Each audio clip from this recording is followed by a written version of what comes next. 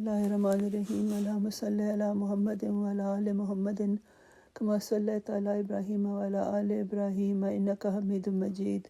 Allahumma barik ala Muhammadin wa ala ali Muhammadin kama barakta ala Ibrahim wa ala ali Ibrahim innaka Hamidum Majid. Imam Sahib says that by the grace and mercy of Allah, we continue with the series of Dars in the month of Ramadan. In the mosques, Dars of the Holy Quran is given, and similarly, at some occasions in the mosques, the Dars of the Hadith is also read. And the purpose of this is that believers should be reminded of their responsibilities, and some of the commandments and the instructions of the Holy Quran should be taught. So this continues, and the expectation is that people will give these matters a space in their minds, and that they would mold their deeds accordingly, so that the commandments of Allah and of the Holy Quran, of the Holy Prophet ﷺ, that people should act according to them. And about the Hadith, Imam Sahib says he wishes to mention that our beloved Lord and Master, the Holy Prophet ﷺ's practice was that sometimes he would mention some things repeatedly, some instructions and injunctions he would mention repeatedly to people. So Imam Sahib says that because man is weak by nature and he tends to forget, so Imam Sahib says that since his style was this, that he would remind people repeatedly. Sometimes he would repeat the same injunction, and sometimes he would say it in from different aspects. So this should not be regarded as repetition. This should be regarded as emphasizing the importance of a particular injunction. And this is what the listeners should also adopt, that if they hear something which they've already said before, they should not think that, yes, I know about this, and don't need to be told again. In fact, he should reflect on whether or not he has been acting in accordance with that particular injunction or commandment. So Imam Sahib says that one should not regard the repetition as being unnecessary. Imam Sahib says that this Dars-e-Hadith, Dars of Hadith, which is done in the month of Ramadan, in this, the blessed sayings of the Holy Prophet ﷺ are kept in mind, because the Dars of Quran is separate and this is separate. So the basic thing in this Dars is that every person should have this feeling born inside them, that they should take advantage of this blessed month of Ramadan, which is going past very quickly, and they should realize that they must adopt some particular good deed which they keep with which becomes a permanent aspect of their lives.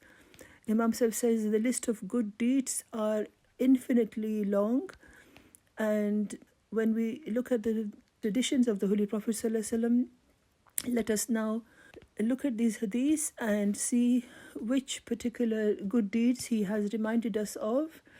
Imam Sahib says there's a very well-known hadith which you must have heard of, which is that Miftahul Jannati as-salatu, that the key to heaven is salat. And then he said, wa miftahu salati at-tuhuru, that the key of salat is to do wuzu. Apparently it seems like a very brief matter, very brief words, but the details in it are immense.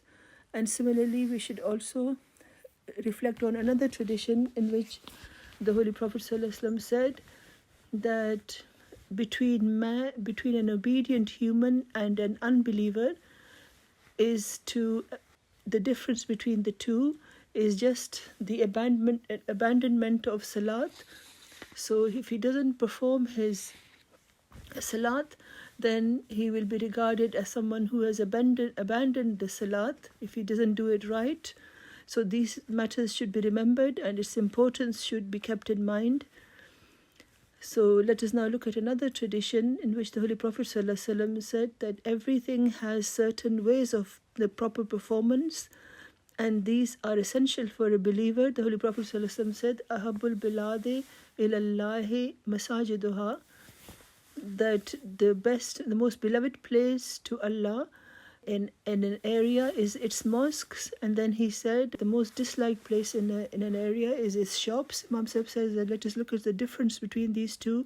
When people go to a mosque, they purify themselves and they come with the intention of being able to offer salat.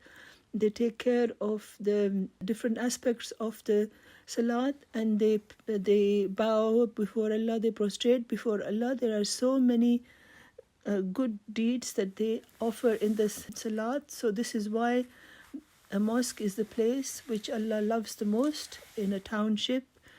But mosques have their own rules and some matters which must be kept in view in mosques, because the more pure and the more important a place is, you should, and similarly all the rules should also be pure and appropriate.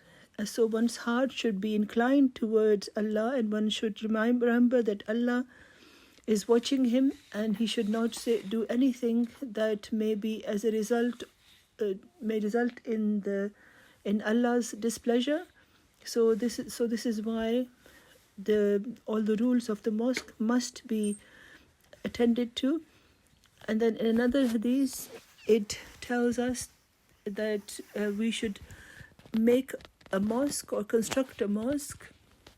And the words of the tradition, a translation of it is that a person who, for the sake of the pleasure of Allah, he makes a mosque, then in exchange for that, Allah will construct for him a mosque in heaven. Look at what a huge favor of Allah that is on us, that which Allah has given to us, that if you, in order to maintain the sacredness of a mosque, where you should not only take care of your worship in a mosque, but you should also take part in constructing of mosques with sacrificing the wealth that is procured by legitimate means.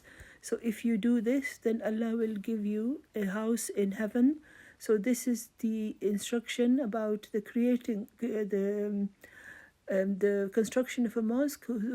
Imam Sahib says that there are two meanings here, that it includes the construction of a mosque and then to keep them inhabited as well. So both of these things should occur at the same time, and one should try one's best to respect the mosques.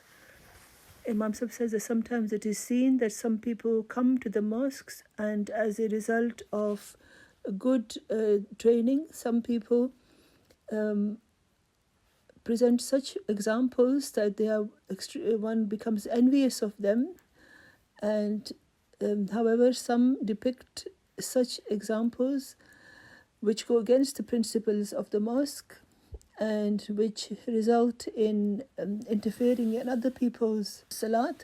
So these things one should completely keep away from such matters, and we should completely immerse oneself in the pleasure of Allah and in the worship of Allah in order to attain the nearness of Allah. So this should be remembered, and we should try to maintain the sanctity of the mosque, and we should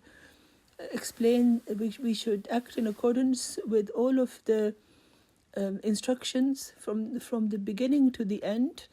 Imam Sahib says that I have just indicated towards these briefly, but in the future darses he will give more detail of this.